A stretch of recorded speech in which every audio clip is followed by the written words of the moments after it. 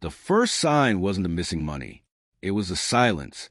On a Monday morning in downtown Chicago, the finance team at Halcyon Freight Systems logged in to find their dashboards empty, not frozen, not crashed, just clean, as if someone had wiped the company's financial memory overnight. By noon, $48 million had vanished, and by Friday, the company was on its knees. Halcyon Freight Systems had built its reputation on precision. A mid-sized logistics firm with international contracts, it quietly moved high-value goods across the United States. Nothing flashy, nothing suspicious, until everything unraveled. At first, executives blamed a system glitch, then a ransomware attack. But no ransom demand came, no warning, no digital footprint obvious enough to point fingers, just loss after loss. Invoices were altered, payments rerouted, vendor accounts duplicated, entire transaction histories subtly rewritten. It wasn't a smash and grab, it was surgical, and it had been happening for months. By the time auditors stepped in, Halcyon wasn't just compromised, it was hollow. The internal audit report was brutal. Severe lapses in cybersecurity protocols, it read. Outdated firewalls. No multi-factor authentication. Administrative privileges shared across departments. In simple terms, the doors had been left wide open. Desperate, the board followed the report's final recommendation. They hired a new IT specialist. That's when Daniel Kovac arrived. Daniel was quiet, precise, and unsettlingly observant.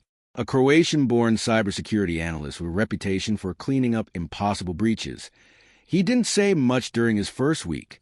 He just watched. He mapped the company's network like a crime scene, tracing digital fingerprints buried beneath layers of negligence. He reconstructed timelines no one else thought to question. And then, 10 days in, he found something that made him stop. A pattern, not in the code, but in the behavior.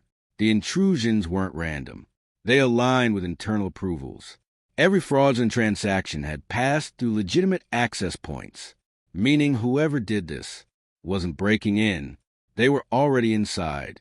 Daniel brought his findings to the CEO, Laura Mitchell, a woman who looked like she hadn't slept in weeks. "Your system wasn't hacked," he told her calmly. "It was used." She didn't understand at first. Then she did, and that's when the investigation changed. With federal authorities now involved, Daniel worked alongside investigators, quietly feeding them evidence, login histories, device fingerprints, access logs had been cleverly disguised but not perfectly erased. One name kept surfacing: Ethan Rojas, a senior accounts manager, 5 years with the company, clean record, trusted, invisible. Ethan didn't fit the profile of a cybercriminal. No flashy lifestyle. No sudden wealth, no suspicious behavior. But the logs didn't lie. And when investigators dug deeper, they found something else. A second layer. Ethan wasn't acting alone. Hidden within encrypted messaging apps and offshore servers was a network, small, efficient, and patient. Foreign nationals coordinating from Eastern Europe and Southeast Asia, using Halcyon as their personal pipeline. Ethan was the access point, but he wasn't the architect. The arrest came quietly. Ethan was taken from his apartment without resistance. His devices were seized, his accounts frozen. Across the ocean, coordinated raids brought down 3 more suspects tied to the operation. It should have been the end. It wasn't, because Daniel wasn't done. Something still didn't add up. Ethan had access, but not the expertise. The malware used was sophisticated, custom-built. The kind of tool that required deep knowledge of Halcyon's infrastructure, knowledge Ethan didn't have. So Daniel kept digging, deeper this time, past the financial systems, into the company's history. That's when he found the email, dated 2 years before collapse. Subject line: Security Upgrade Proposal. Sender: Victor Hale. Victor had been Halcyon's former IT director. Brilliant, reclusive, fired abruptly after budget disagreements. His proposal? A complete overhaul of the company's cybersecurity framework. It had been rejected. Too expensive. Too unnecessary. Daniel stared at the email for a long time. Then he opened the archived server logs from Victor's final weeks at the company, and everything clicked into place. Victor hadn't just left Halcyon. He had mapped it, every weakness, every shortcut, every unpatched vulnerability, and he had taken that knowledge with him. The final twist came during Ethan's interrogation. At first, he denied everything. Then, slowly he broke. And when he did, he said a name investigators weren't expecting to hear again. Victor Hale, the man who tried to secure the company, had come back to destroy it.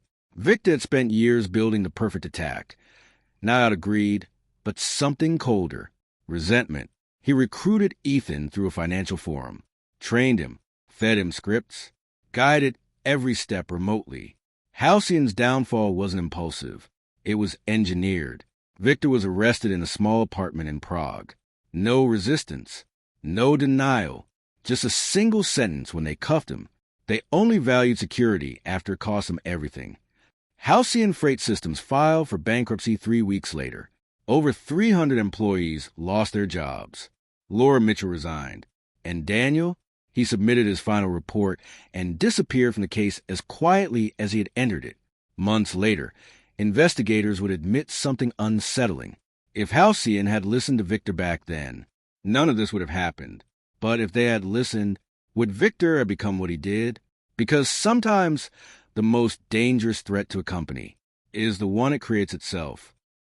If you enjoyed this story, don't forget to like, subscribe, and turn on notifications for more true crime content like this. What do you think?